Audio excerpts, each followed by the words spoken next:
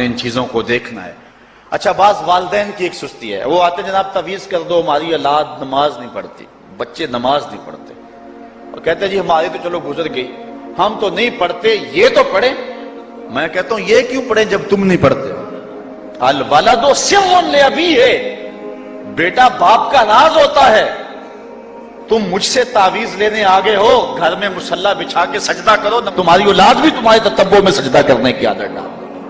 حضور فرمایا بچے 7 سال کے ہوں تو انہیں مسجد میں لے جاؤ، 10 سال کے نہیں پڑھتے تو ان کو مار کے پڑھاؤ۔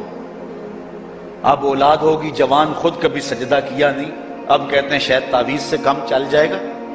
جو تعویذ اللہ کے رسول نے تمہیں دیا تھا کہ 7 سال کے ہوں تو پکڑ کے انگلی مسجد کا راستہ دکھاؤ، 10 سال کے ہو جائیں تو مار کے پڑھاؤ، ان کے سینے میں اللہ کا خوف داخل کرو، ان کو قرآن کی تلاوت سکھاؤ۔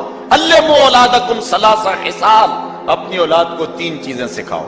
حب نبیکم، ایک اپنے نبی کا پیار سکھاؤ، وحب اہل بیت ہی، رسول اللہ کے اہل بیت کا پیار سکھاؤ، وتلاوت القرآن، اور قرآن کا پڑھنا سکھاؤ۔ چھین لو سیڑھیاں ان کے ہاتھوں سے گانے والی، چھین لو ان کے ہاتھوں سے جو ہے وہ ناول، اور ان کے ہاتھ میں قرآن دے دو۔ کتنے خوش نصیب دن تھے، گلیوں سے گزرتے تھے، گھروں سے قرآن کے پڑھنے کی آواز آتی تھی۔ آج پاپ میوزک کی صدائیں تو آتی ہیں، آج قرآن کی آوازیں نہیں آتی۔ تو یہ عجیب ہے جی، ہم نہیں پڑھتے یہ تو پڑھے۔ میں کہتا ہوں یہ کیوں پڑھیں جب تم نہیں پڑھتے ہو؟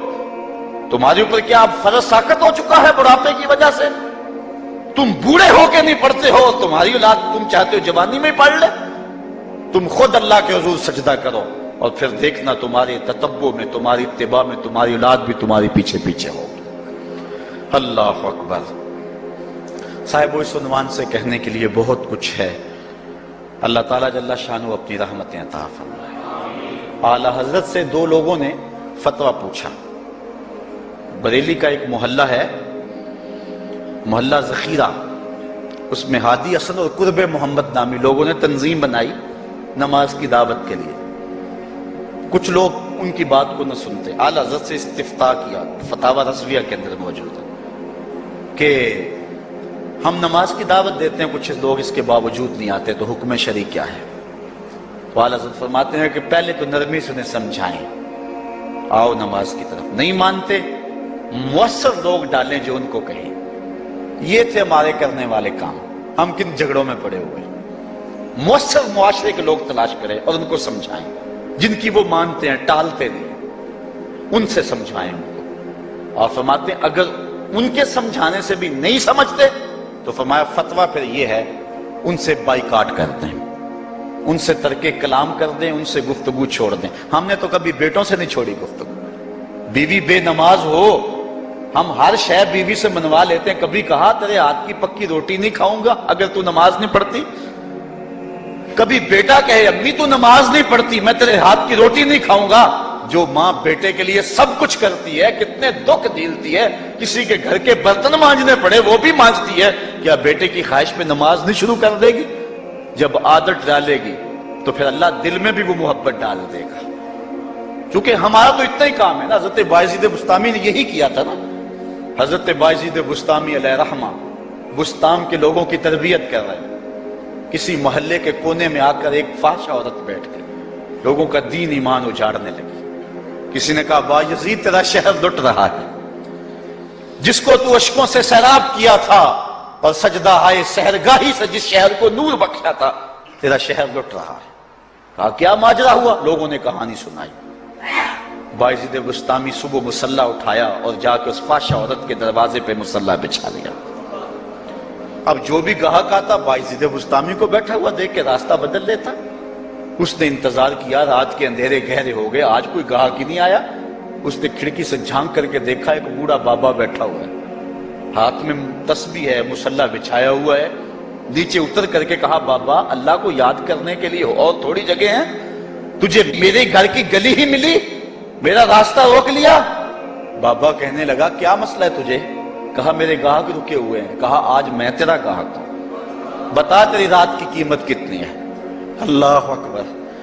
حضرت بایزید بسطامی نے قیمت طے کی، اس کے گھر کی جب چھت چڑھنے لگے نا سیڑھیاں، لوگ دیکھ رہے تھے۔ کہا مالک اگر بایزید بھی اجڑ گیا تو روشنی کہاں سے لیں گے؟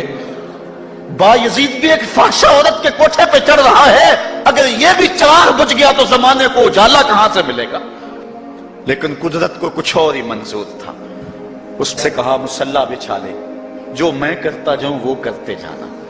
پہلے وضو کیا، اس نے بھی کیا، پھر مصلی پہ آئے، وہ بھی پیچھے کھڑی ہو گئی. پھر بایزید قیام کیا، اس نے بھی قیام کیا. پھر رکوع میں گئے، وہ بھی رکوع، قوما وہ بھی قوم ہے. جب سجدے میں حضرت بایزید گئے، وہ بھی سجدے میں، تو بایزید رو پڑے. کہا مالک، بایزید کا اتنا ہی کام تھا کہ اس کا سر تیری چوکھٹ تک جھکا دے. مالک یہاں تک لانا میرا کام تھا، دل کی دنیا بدلنا تیرا کام ہے.